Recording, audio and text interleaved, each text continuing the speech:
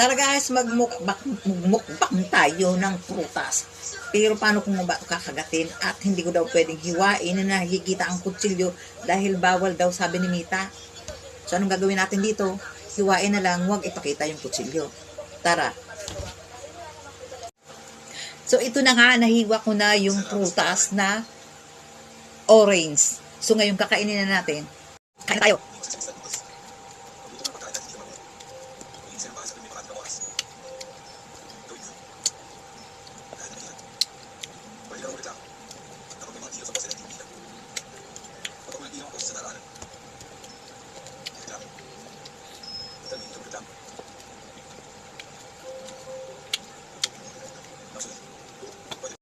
So, ito na nga, naubos ko na yung isang orange na, isang buong orange ang nakain ko, naubos ko.